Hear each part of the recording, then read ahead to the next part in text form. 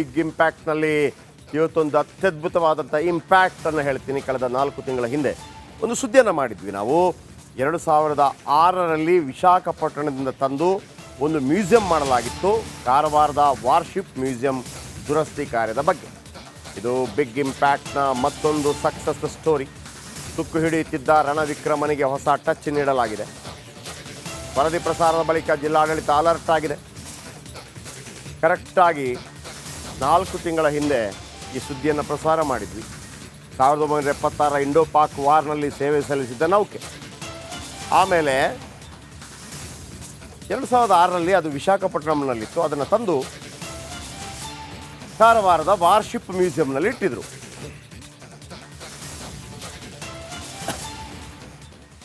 ಸಾವಿರದ 1976ರಲ್ಲಿ ಭಾರತ ಮತ್ತು ಪಾಕಿಸ್ತಾನದ ನಡುವೆ ನಡೆದಂಥ ಯುದ್ಧದಲ್ಲಿ ಈ ರಣವಿಕ್ರಮ ಕೆಲಸ ಮಾಡಿತ್ತು.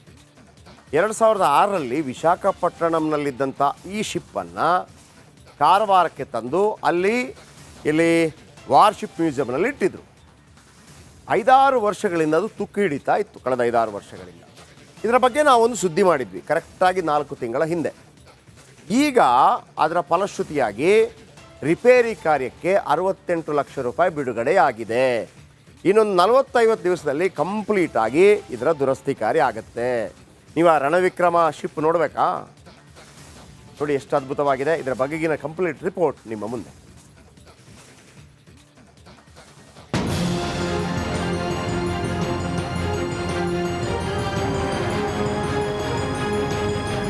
ಎಸ್ ವೀಕ್ಷಕರೇ, ರಿಪಬ್ಲಿಕ್ ಕನ್ನಡದ ಬಿಗ್ ಇಂಪ್ಯಾಕ್ಟ್ ಅಂತಂದ್ರೆ ಹಿಡಿದ ಕೆಲಸ ಮುಗಿಸೋವರೆಗೂ ಬಿಡೋದಿಲ್ಲ.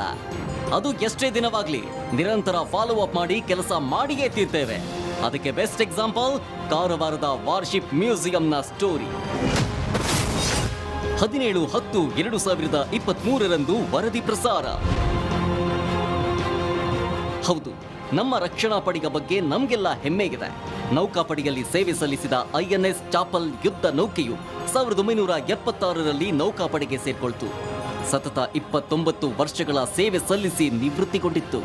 2006ರಲ್ಲಿ ವಿಶಾಖಪಟ್ಟಣದಿಂದ ಕಾರವಾರಕ್ಕೆ ತಂದು ವಾರ್ಶಿಪ್ ಮ್ಯೂಸಿಯಂ ಮಾಡಿದ್ರು. ಬಳಿಕ ಯಾವುದೇ ನಿರ್ವಹಣೆ ಇಲ್ಲದೆ ರಣವಿಕ್ರಮ ನೌಕೆ ತುಕ್ಕು ಹಿಡಿತಾ ಇತ್ತು. ಈ ಬಗ್ಗೆ ಅಕ್ಟೋಬರ್ 17, 2023ರಂದು ಗರಂ ಆಗಿಯೇ ಸುದ್ದಿ ಪ್ರಸಾರ ಮಾಡಿದ್ವಿ. ಅನುದಾನಗಳು ಇಲ್ಲ, ಇಲ್ಲಿ ಕೆಲಸಗಳು ಆಗ್ತಾ ಇಲ್ಲ ಅಂತಂದ್ರೆ ಮತ್ತೆ ಒಂದು ಜಾಬ್ ಯಾಕೆ ಅಂತ ನನಗೆ ಅರ್ಥ ಆಗ್ತಿಲ್ಲ. ಆ ಪೋಸ್ಟ್ ಯಾಕೆ ಇಲ್ಲ ಸರ್, ಅದ್ರ ಸಲುವಾಗಿ ನಾವು DC ಮೇಡಮ್ ಅವರಿಗೆ ತಿಳಿಸಿದ್ದೇವೆ. ಕಮ್ಸೆ ಕಮ್ ಎಷ್ಟಾಗತ್ತೆ ಅದಕ್ಕೆ ನಿರ್ವಹಣೆ? ಎಸ್ಟಿಮೇಟ್ ಪ್ರಕಾರ ಒಂದು 68 ಲಕ್ಷ ಆಗ್ಬೋದು ಸರ್. ಪ್ರತಿ ವರ್ಷ ಅದಕ್ಕೆ ನೋಡ್ತಾ ಹೋಗಿದ್ರಿ. ಈಗ 68 ಲಕ್ಷ ಆಗ್ತಿತ್ತಾ? ಈಗ ಯಾರು ಇದಕ್ಕೆ ಕಾರಣ? ಅದನ್ನು ನೋಡ್ಕೊಳ್ಳುವಂಥ ನೀವುಗಳೇ ಕಾರಣ ಅಲ್ವಾ ಇದಕ್ಕೆ? ಸಿಬ್ಬಂದಿಗಳಿಗೆ ಸಂಬಳ ಆಯಿತು, ಅದನ್ನು ನೋಡ್ಕೊಳ್ಳೋರಿಲ್ಲ. ನಾಳೆ ಪ್ರವಾಸೋದ್ಯಮ ಇಲಾಖೆನೇ ಖತಮ್. ಯಾಕೆ ಬೇಕು ನಮಗೆ ಪ್ರವಾಸೋದ್ಯಮ ಇಲಾಖೆ? ಅಲ್ಲಿ ಪ್ರವಾಸೋದ್ಯಮ ಉಪನಿರ್ದೇಶಕಿಯಾಗಿ ಏನು ಮಾಡಿದಿರಿ ಮೇಡಮ್? ಮಾಡಿಸ್ತೇವೆ ಸರ್, ಮಾಡಿಸ್ತೇವೆ. ನನಗಂತೂ ನಿಮ್ಮ ಮೇಲೆ ಧೈರ್ಯ ಇಲ್ಲ. ಅದು ಏನು ಮಾಡಿಸ್ತೀರೋ ಗೊತ್ತಿಲ್ಲ ನನಗೆ. ಬಂದ್ರಿ, ಕೂತ್ರಿ, ಎದ್ದು ಹೋದ್ರಿ. ನಮಸ್ಕಾರ ನಿಮಗೆ. ನಮಸ್ಕಾರ. ಇಷ್ಟ ನೋಡಿ, ಆಯ್ತು, ಅವ್ರದ್ದು ಮುಗೀತು. ಅವ್ರು 5 ಗಂಟೆ ಆಗುವಾಗ ಮನೆಗೆ ಹೋಗ್ತಾರೆ. ಇದು ಬಿಗ್ ಇಂಪ್ಯಾಕ್ಟ್ ಖದರ್. ದೃಶ್ಯ 1. ಸುದ್ದಿ ಆಗ್ತಿದ್ದಂತೆ ಟೆಂಡರ್ ಕರೆದ ಜಿಲ್ಲಾಡಳಿತ. ಯುದ್ಧ ನೌಕೆ ತುಕ್ಕು ಹಿಡಿತಾ ಇದ್ದ ಬಗ್ಗೆ ಸುದ್ದಿ ಪ್ರಸಾರ ಮಾಡಿದ ಕೆಲ ದಿನಗಳಲ್ಲೇ ಪ್ರವಾಸೋದ್ಯಮ ಇಲಾಖೆ DD ಎಚ್ಚೆತ್ತುಕೊಂಡ್ರು. ಜಿಲ್ಲಾಡಳಿತದ ಸೂಚನೆ ಮೇರೆಗೆ ಟೆಂಡರ್ ಕರೆದ್ರು. ನಾವು MS ಮರೈನ್ ಸರ್ವಿಸಿಂದ ಬಂದಿರೋದು. ನಮ್ಗೆ ಇಲ್ಲಿ ವಾರ್ಶಿಪ್ ಆಲ್ಮೋಸ್ಟ್ ತುಂಬ ವರ್ಷದಿಂದ ಏನೋ ಯಾರು ಬರ್ತಾನೂ ಇಲ್ಲ. ಯಾಕಂದ್ರೆ ಎಲ್ಲ ರಿಪೇರಿ ಆಗ್ತಾ ಇತ್ತು. ಅದ್ರ ಸಲುವಾಗಿ ನಾವು ಟೆಂಡರ್ ಹಾಕಿದ್ದು. ಆ ಟೆಂಡರಲ್ಲಿ MS ಮರೈನಿಗೆ ಸಿಕ್ಕಿದೆ. ಸೊ ಅದು ಈಗ ನಾವು ರಿಪೇರ್ ಮಾಡಲಿಕ್ಕೆ ನಮ್ಮ ಕಂಪನಿಯಿಂದ ಎಲ್ಲರೂ ರೆಡಿ ಮಾಡ್ತಾ ಇದ್ದಾರೆ. ಇವತ್ತೇ ಪೂಜೆ ನಡೆದಿದೆ. ದೃಶ್ಯ 2. 68 ಲಕ್ಷ ರೂಪಾಯಿ ವೆಚ್ಚದಲ್ಲಿ ದುರಸ್ತಿ ಕಾರ್ಯ. ಅಮೂಸ್ ಮರೈನ್ ಸರ್ವಿಸ್ ಎಂಬ ಖಾಸಗಿ ಕಂಪನಿಯೊಂದು ಟೆಂಡರ್ ಪಡ್ಕೊಳ್ತಿತ್ತು. ಬರೋಬ್ಬರಿ 68 ಲಕ್ಷ ರೂಪಾಯಿ ವೆಚ್ಚದಲ್ಲಿ ನೌಕಾಪಡೆ ದುರಸ್ತಿಗೆ ಮುಂದಾದ್ರು.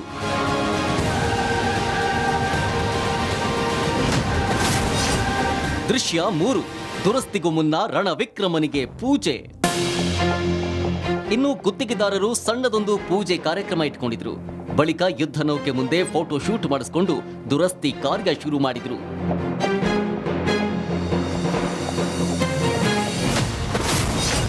ದೃಶ್ಯ 4. ಪ್ರವಾಸೋದ್ಯಮ ಇಲಾಖೆ DD ಎಂಟ್ರಿ. ಇನ್ನು ಉತ್ತರ ಕನ್ನಡ ಪ್ರವಾಸೋದ್ಯಮ ಇಲಾಖೆ ನಿರ್ದೇಶಕಿ ಬೇಬಿ ಮೊಗೇರಾ ವಾರ್ಶಿಪ್ ಮ್ಯೂಸಿಯಂಗೆ ಆಗಮಿಸಿದ್ರು. ಖಾಸಗಿ ಕಂಪನಿಯವರಿಂದ ಮಾಹಿತಿ ಪಡ್ಕೊಂಡ್ರು.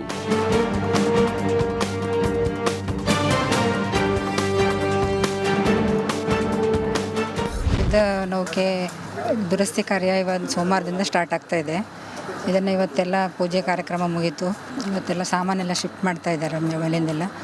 ಪೂರ್ತಿ ದುರಸ್ತಿ ಕಾರ್ಯ ಮಾಡಲಿಕ್ಕೆ ಈಗ 45 ದಿನ ಟೈಮ್ ತೊಗೊಂಡಿದ್ದಾರೆ. ಆಮೇಲೆ ಒಳಗಿಂದೆಲ್ಲ ತೆಗೆದು ನೋಡಿದಾಗ ಗೊತ್ತಾಗ್ತದೆ ಎಷ್ಟು ದಿನ ಬೇಕು ಅಂತ. ಇದನ್ನು 68 ಲಕ್ಷ ವೆಚ್ಚದಲ್ಲಿ ಇದು ದುರಸ್ತಿ ಕಾರ್ಯ ನಡೀತಾ ಇದೆ. ರಿಪಬ್ಲಿಕ್ ಕನ್ನಡ ವಾಹಿನಿಯಲ್ಲಿ ಇದು ಸುದ್ದಿ ಪ್ರಸಾರ ಆಗಿತ್ತು. ಜಿಲ್ಲಾಧಿಕಾರಿಗಳ ಗಮನಕ್ಕೆ ತಂದು ನಾವು ಪ್ರೊಸೆಸ್ ಮಾಡ್ತಾ ಇದ್ದೇವೆ. ದೃಶ್ಯ 5 ಗೂಡ್ಸ್ನಲ್ಲಿ ಬಂತು ಕಬ್ಬಿಣದ ಬಂಬು. ಆಳೆತ್ತರದ ಯುದ್ಧ ನೌಕೆ ದುರಸ್ತಿಗೆ ಕಾರ್ಮಿಕರು ಕಬ್ಬಿಣದ ಬಂಬು ತಂದ್ರು. ಈ ಕಬ್ಬಿಣದ ಬಂಬನ್ನ ನೌಕೆ ಸುತ್ತ ಅಳವಡಿಸುವ ಕಾರ್ಯ ಶುರು ಮಾಡಿದ್ರು.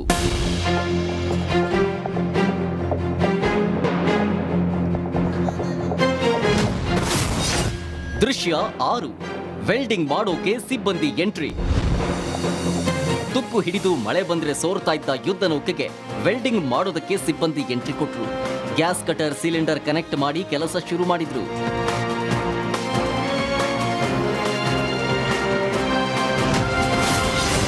ದೃಶ್ಯ 7 ಯುದ್ಧ ನೌಕೆಯೊಳಗೆ ಕೆಲಸ ಶುರು.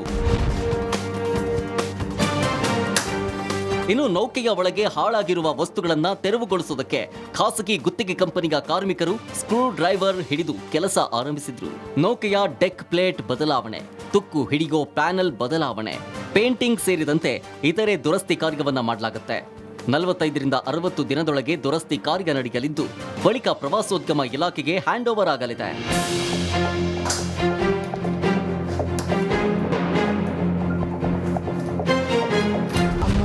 ಕಂಪನಿಯವ್ರು ಮಾಡ್ತಾ ಇದ್ದಾರೆ. ಆದಷ್ಟು ಬೇಗ ಆಗ್ತದೆ, 45 ದಿನದಲ್ಲೇ ಆಗ್ತದೆ. ಈಗ ಪ್ರವಾಸಿಗರಿಗೆ ಬಂದ್ ಮಾಡ್ತಾ ಇದ್ದೇವೆ. ಈಗ ಕೆಲಸ ದುರಸ್ತಿ ಕಾರ್ಯ ನಡೀತಾ ಇರೋದ್ರಿಂದ ಅದನ್ನು ಮುಗ್ದಾಯ ಆದಮೇಲೆ ಮತ್ತೆ ಪ್ರವಾಸಿಗರಿಗೆ ನೋಡಲಿಕ್ಕೆ ಅವಕಾಶ ಸಿಗ್ತದೆ. ಹೊರಗಡೆಯಿಂದ ನೋಡ್ಕೊಂಡು ಹೋಗ್ಬೋದು, ಒಳಗಡೆ ಹೋಗ್ಲಿಕ್ಕೆ ಅವಕಾಶ ಇಲ್ಲ ರಿಪೇರಿ ಆಗೋವರೆಗೆ. ಒಟ್ಟಾರೆ ನೌಕಾನೆಲೆ ಅಧಿಕಾರಿಗಳ ನಿರ್ಲಕ್ಷ್ಯದಿಂದಾಗಿ ತುಕ್ಕು ಹಿಡಿತಾ ಇದ್ದ ರಣವಿಕ್ರಮ ವಿಶ್ರಾಂತ ನೌಕೆಗೆ ಹೊಸ ಟಚ್ ಸಿಗಲಿದೆ. ಮತ್ತೆ ಪ್ರವಾಸಿಗರಿಗೆ ಯುದ್ಧ ನೌಕೆ ಮುಕ್ತವಾಗಲಿದೆ. ಇದೇ ನೋಡಿ ಬಿಗ್ ಇಂಪ್ಯಾಕ್ಟ್ ಕಮಿಟ್ಮೆಂಟ್.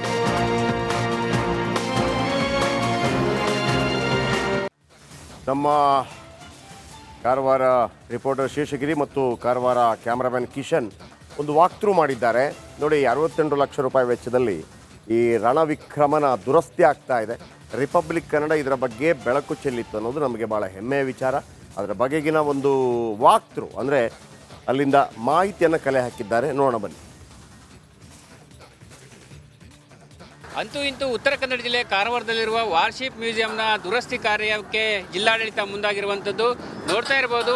ಯಾವ ರೀತಿಯಾಗಿ ಇದು ಮಾನವ ನಿರ್ಮಿತ ಪ್ರವಾಸಿ ಸ್ಥಳವೆಂದು ವಾರ್ಶಿಪ್ ಮ್ಯೂಸಿಯಂ ಕೂಡ ಈಗಾಗಲೇ ಪ್ರಸಿದ್ಧಿ ಕೂಡ ಹೊಂದಿದೆ. ಕಳೆದ ಹಲವು ವರ್ಷಗಳಿಂದ ವಾರ್ಶಿಪ್ನ ಒಂದು ದುರಸ್ತಿ ಕಾರ್ಯ ಮಾಡದೇ ಇರುವುದರಿಂದ ದುಸ್ಥಿತಿಗೆ ತಲುಪಿತು. ಅದರಲ್ಲೂ ಬಹಳ ಪ್ರಮುಖವಾಗಿ ಮಳೆಗಾಲದಲ್ಲಿ ವಾರ್ಶಿಪ್ನ ಒಳಭಾಗದಲ್ಲಿ ನೀರು ಸೋರಿ ಇಲ್ಲಿರುವ ಪರಿಕರಗಳು ಕೂಡ ಹಾಳಾಗ್ತಾ ಇತ್ತು. ಈ ಹಿನ್ನೆಲೆಯಲ್ಲಿ ನಿಮ್ಮ ರಿಪಬ್ಲಿಕ್ ವಾಹಿನಿ ಕಳೆದ ಕೆಲ ದಿನಗಳ ಹಿಂದಷ್ಟೇ ವಾರ್ಶಿಪ್ ಮ್ಯೂಸಿಯಂನ ಅವ್ಯವಸ್ಥೆ ಬಗ್ಗೆ ಸುದ್ದಿಯನ್ನು ಕೂಡ ಪ್ರಸಾರ ಮಾಡಿತು. ಇದರ ಬೆನ್ನಲ್ಲೇ ಸಂಬಂಧಪಟ್ಟ ಜಿಲ್ಲಾಡಳಿತ ಪ್ರವಾಸೋದ್ಯಮ ಇಲಾಖೆಯವರು ಕೂಡ ಈ ಒಂದು ಪ್ರಕ್ರಿಯೆಯನ್ನು ಪೂರ್ಣಗೊಳಿಸಿ ಇದೀಗ ದುರಸ್ತಿ ಕಾರ್ಯಕ್ಕೆ ಮುಂದಾಗಿರುವಂಥದ್ದು. ಅಮ್ಮೂಸ್ ಮರೈನ್ ಎಂಜಿನಿಯರ್ಸ್ ಕಂಪನಿಯಿಂದ ಈಗಾಗಲೇ ದುರಸ್ತಿ ಕಾರ್ಯವನ್ನು ನೋಡ್ತಾ ಇರ್ಬೋದು. ಯಾವ ರೀತಿಯಾಗಿ ದುರಸ್ತಿ ಕಾರ್ಯಕ್ಕೆ ಎಲ್ಲ ವ್ಯವಸ್ಥೆಗಳನ್ನು ಕೂಡ ಮಾಡ್ಕೊಳ್ತಾ ಇದ್ದಾರೆ. ಕಳೆದ 2 ದಿವಸಗಳಿಂದ ಇಲ್ಲಿನ ಏನೇನು ದುರಸ್ತಿ ಕಾರ್ಯಕ್ಕೆ ಏನೇನು ಅಗತ್ಯತೆ ಉಂಟು ಅವೆಲ್ಲವನ್ನು ಪರಿಕರಗಳನ್ನು ಸಿದ್ಧತೆ ಕೂಡ ಮಾಡ್ಕೊಳ್ಳಿ. ಇವತ್ತು ಪೂಜೆ ಕೂಡ ನೆರವೇರಿಸಿದ್ರ ಮೂಲಕ ಕಾರ್ಮಿಕರು ಕೆಲಸವನ್ನು ಕೂಡ ಮಾಡ್ತಾ ಇರುವಂಥದ್ದು. ಒಟ್ಟಿನಲ್ಲಿ ನಿಮ್ಮ ರಿಪಬ್ಲಿಕ್ ವಾಹಿನಿಯ ಸುದ್ದಿ ಪ್ರಸಾರದ ಬಳಿಕ ಸಂಬಂಧಪಟ್ಟ ಜಿಲ್ಲಾಡಳಿತ ಈಗಾಗಲೇ ಸಂಬಂಧಪಟ್ಟ ನೌಕಾನೆಲೆ ಅಧಿಕಾರಿಗಳೊಂದಿಗೆ ಸಮನ್ವಯ ಸಾಧಿಸಿ ಟೆಂಡರನ್ನು ಕರೆದು ಅಮ್ಮೂಸ್ ಮರೈನ್ ಇಂಜಿನಿಯರ್ಸ್ ಕಂಪನಿಯವರು ಕೂಡ ಈ ಒಂದು ದುರಸ್ತಿ ಕಾರ್ಯವನ್ನು ಮಾಡ್ತಾರೆ. ಇನ್ನು 45 ದಿನಗಳ ಕಾಲ ಈ ದುರಸ್ತಿ ಕಾರ್ಯವನ್ನು ಸಂಪೂರ್ಣಗೊಳಿಸಿ ಕಂಪನಿಯವರು ಕೂಡ ಪುನಃ ಪ್ರವಾಸೋದ್ಯಮ ಇಲಾಖೆಗೆ ಈ ವಾರ್ಶಿಪ್ ಮ್ಯೂಸಿಯಮನ್ನು ನೀಡ್ತಾರೆ. ಒಟ್ಟಿನಲ್ಲಿ ರಿಪಬ್ಲಿಕ್ ವಾಹಿನಿಯ ಸುದ್ದಿ ಪ್ರಸಾರದ ಬಳಿಕ ಅಧಿಕಾರಿಗಳು ಎಚ್ಚೆತ್ತುಕೊಂಡಿದ್ದಾರೆ. ಕೆಲಸಗಳು ಕೂಡ ಆಗ್ತಾ ಇರುವಂಥದ್ದು. ಕ್ಯಾಮ್ರಾ ಪರ್ಸನ್ ಕಿಶನ್ ಗುರುಜೇತರ ಶೇಷಗಿರಿ ಮುಂಡೊಳ್ಳಿ, ರಿಪಬ್ಲಿಕ್ ಕನ್ನಡ, ಕಾರವಾರ. ಒಂದು ಸುದ್ದಿ ಮಾಡಿ 4 ತಿಂಗಳಾಯಿತು. 4 ತಿಂಗಳ ನಂತರ ಕೂಡ ಅದನ್ನು ಫಾಲೋ ಅಪ್ ಮಾಡಿದ್ವಿ. ಈಗ 68 ಲಕ್ಷ ಬಿಡುಗಡೆಯಾಗಿದೆ. ಈಗ ಆ ರಿಪೇರಿ ಕಾರ್ಯ ಆಗ್ತಾ ಇದೆ. ಅದು ನಳನಳಿಸಿದ ನಂತರ ಮತ್ತೆ ತೋರಿಸ್ತೀವಿ. ಯಾಕೆಂತಂದರೆ ಅದು ನಮ್ಮ ಹೆಮ್ಮೆ. ಕೇವಲ ಸೈನಿಕರು ಕೇವಲ ಬಾಯಿ ಮಾತಿನ ಗೌರವಗಳಲ್ಲ. ಆ ನೌಕೆ ಭಾರತ ಮತ್ತು ಪಾಕಿಸ್ತಾನದ ನಡುವೆ ನಡೆದಂಥ ಯುದ್ಧದಲ್ಲಿ ಭಾಗವಹಿಸಿ ಹೆಂಗಿತ್ತು ನೋಡಿ, ಮೊದಲು ಹೆಂಗಿತ್ತು ನೋಡಿ. 68 ಲಕ್ಷ ರೂಪಾಯಿ ವೆಚ್ಚದಲ್ಲಿ ರಿಪೇರಿ ಆಗುತ್ತೆ ಈಗ. ಆಮೇಲೆ ಡೈಲಿ ಅಥವಾ ತಿಂಗಳ ಮೇಂಟೆನೆನ್ಸ್ ಕರೆಕ್ಟಾಗಿ ಮಾಡ್ಕೊಂಡು ಹೋದರೆ ಪ್ರಾಬ್ಲಮ್ ಇಲ್ಲ, ಯಾವುದೂ ಇಲ್ಲ. ಹಿಂಗಾಗಿತ್ತು. ಉಳಿದದೆಲ್ಲ ಮಾತಾಡ್ತಾರೆ ಕೆಲವರೆಲ್ಲ, ಭಾಳ ಅದು ಮಾಡಿ ಇದು ಮಾಡಿ ಮತ್ತೊಂದು ಮಾಡಿ. ಇದರ ಬಗ್ಗೆ ಯಾಕೆ ಗಮನ ಹರಿಸೋದಿಲ್ಲ? ಅಲ್ಲಿ ಎಂ ಪಿಗಳು ಯಾಕೆ ಗಮನ ಹರಿಸೋದಿಲ್ಲ ಇದರ ಬಗ್ಗೆ? ಹಾಂ ನೋಡಿ, ದೃಶ್ಯ 1 ನಾವು ಯಾವಾಗ ರಿಪಬ್ಲಿಕ್ ಕನ್ನಡದಲ್ಲಿ ಸುದ್ದಿಯನ್ನು ಪ್ರಸಾರ ಮಾಡಿದ ತಕ್ಷಣ ಅಲ್ಲಿ ಟೆಂಡರ್ ಕರೆಯಲಾಗಿತ್ತು. ನಂಬರ್ 1. ನಂಬರ್ 2, 68 ಲಕ್ಷ ರೂಪಾಯಿ ವೆಚ್ಚದಲ್ಲಿ ದುರಸ್ತಿ ಕಾರ್ಯ ಆಗ್ತಾ ಇದೆ. ಎಲ್ಲವನ್ನ ಕ್ಲೀನ್ ಮಾಡ್ತಾರೆ ಈಗ. ಭಾಳ ಅದ್ಭುತವಾಗಿ ಮೂಡಿ ಬರುತ್ತೆ. 68 ಲಕ್ಷ ಅಂತಂದರೆ ವಾಪಸ್ ಅದು ಹೇಗಿತ್ತೋ ಅದೇ ಥರ ಬರುತ್ತೆ. ನಂಬರ್ 3, ಅಲ್ಲೊಂದು ಪೂಜೆ ಶುರು ಮಾಡಿದ್ದಾರೆ. ಅವರೆಲ್ಲ ಬಂದು ಅಲ್ಲಿ ದುರಸ್ತಿ ಕಾರ್ಯಕ್ಕೆ ಮೊದಲು, ಇದು ನಮ್ಮ ಅಸ್ಮಿತೆ ನೋಡಿ, ಇಷ್ಟು ದೊಡ್ಡ ಟೀಮ್ ಬಂದಿದೆ ಅದನ್ನು ಕ್ಲೀನ್ ಮಾಡೋದಕ್ಕೆ. ಇಷ್ಟು ದೊಡ್ಡ ಟೀಮ್ ಬಂದಿದೆ. ಎಲ್ಲವೂ ಕೂಡ ನಮಗೆ ಅಗ್ರಪೂಜಿತ ಮಹಾಗಣಪತಿ ಅಂದರೆ ತುಂಬ ಜನರಿಗೆ ಗಣಪತಿಗೆ ಯಾಕೆ ಪೂಜೆ ಮಾಡ್ತಾರೆ ಅಂದರೆ ನಾವು ಜಸ್ಟ್ ಹೇಳ್ತೀವಿ. ಈ ಬ್ರಹ್ಮಾಂಡ ಸೃಷ್ಟಿಯಾದಾಗ ಬ್ರಹ್ಮಾಂಡದಲ್ಲಿ ಗಣೇಶನ ಆಕಾರದ, ಸೊಂಡಿಲಿನ ಆಕಾರದ ಒಂದು ಆಕಾರ ಕಾಣಿಸ್ತು ಅಂತೇಳಿ. ಅಂದರೆ ವಕ್ರತುಂಡ ಮಹಾಕಾಯ ಸೂರ್ಯಕೋಟಿ ಸಮಪ್ರಭ ಅಂದರೆ ಅದರ ಒಳಗೆ ಕೋಟ್ಯಾಂತರ ಸೂರ್ಯರಿದ್ದರು ಅಂತ. ಹಾಗಾಗಿ ಆತ ಫಸ್ಟ್ ಟೈಮ್ ಕಾಣಿಸ್ಕೊಂಡಿದ್ದು ಬ್ರಹ್ಮಾಂಡದಲ್ಲಿ, ಆ ಆಕಾರ ಕಾಣಿಸ್ಕೊಂಡಿದ್ದು. ಧೂಮ್ರವರ್ಣ ಅಂತ ಕರೀತಾರೆ ಗಣಪತಿಯನ್ನು, ಅಂದರೆ ಧೂಳು ಆಗಿತ್ತು ಅಂತ. ಧೂಳು ಅಂತಂದರೆ ಒಂಥರ ಹೊಗೆ ರೀತಿಯಲ್ಲಿತ್ತು, ಹಾಗಾಗಿ ಧೂಮ್ರವರ್ಣಂ. ಸೊ ಆತನಿಗೆ ಅಗ್ರ ಪೂಜೆ ಅಂತೇಳಿ. ಇದಾದ ನಂತರ ಪ್ರವಾಸೋದ್ಯಮ ಇಲಾಖೆ DD ಎಂಟ್ರಿ ಕೊಡ್ತಾರೆ, ಎಲ್ಲವನ್ನು ಕೂಡ ಪರಿಶೀಲನೆ ಮಾಡ್ತಾರೆ. ನೋಡಿ, ಇಡೀ ಟೀಮ್ ಇದೆ, ಒಂದು 25, 30, 40 ಜನರ ಟೀಮ್ ಇದೆ. ಚೆನ್ನಾಗಿರುತ್ತಲ್ವಾ ಕಂಪ್ಲೀಟ್ ಆದಾಗ. 6ನೇ ದೃಶ್ಯ,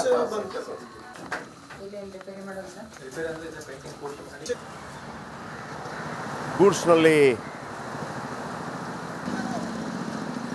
ಕಬ್ಬಿಣದ ಬಂಬು ನೋಡಿ, ರಿಪೇರಿಗೆ ಬೇಕಿರುವಂಥ ಎಲ್ಲ ವಸ್ತುಗಳು ಬಂತು. ಅದು ಹತ್ತಬೇಕಲ್ಲ, ಹತ್ತೋಕೆ ಇಳಿಯೋಕೆ ಎಲ್ಲ ವ್ಯವಸ್ಥೆಗಳಾಗ್ತಾ ಇದೆ. ನೋಡಿ ಹೆಂಗಿದೆ ಶಿಪ್ಪು. ವೆಲ್ಡಿಂಗ್ ಮಾಡೋಕ್ಕೆ ಸಿಬ್ಬಂದಿ ಬರ್ತಾರೆ, ವೆಲ್ಡಿಂಗ್ ಎಲ್ಲ ಆಗುತ್ತೆ ಈಗ. ನಾವು ಹಾಗೆ ಒಂದು ಸುದ್ದಿ ಹಿಡಿದ್ರೆ ಫಾಲೋಅಪ್ಪು ಕೊಡ್ತೀವಿ. ಇದು ಇಂಪ್ಯಾಕ್ಟ್ ಅನ್ನೋದಕ್ಕಿಂತ ಹೆಚ್ಚಾಗಿ ಇನ್ನೂ ಇಂಪ್ಯಾಕ್ಟ್ ಆಗಿಲ್ಲ, ಇಂಪ್ಯಾಕ್ಟ್ ಶುರು ಆಗಿದೆ. ನೋಡಿ, ವೆಲ್ಡಿಂಗ್ ಮಾಡೋಕ್ಕೆ ಸಿಬ್ಬಂದಿ ಬಂದಿದ್ದಾರೆ. ನಂತರ ಯುದ್ಧ ನೌಕೆಯೊಳಗೆ ಕೆಲಸ ಶುರುವಾಗಿದೆ.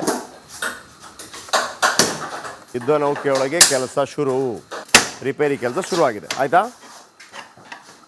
45ರಿಂದ 60 ದಿನದೊಳಗೆ ಈ ದುರಸ್ತಿ ಕಾರ್ಯ ಮುಗಿಯುತ್ತೆ. ಆಗ ನಳನಳಿಸ್ತಾ ಇರುವಂತಹ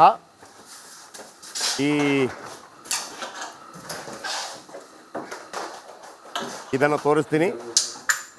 ಯುದ್ಧ ನೌಕೆಯನ್ನು ನಮ್ಮ ರಿಪೋರ್ಟರ್ ಮತ್ತು ಕ್ಯಾಮ್ರಾಮನ್ ಇಬ್ಬರ ಫೋಟೋ ಈ ಸುದ್ದಿ ಮಾಡಿದ್ದು ಇವರಿಬ್ಬರೇ. ಶೇಷಗಿರಿ ಕ್ಯಾಮ್ರಾಮನಲ್ಲಿ,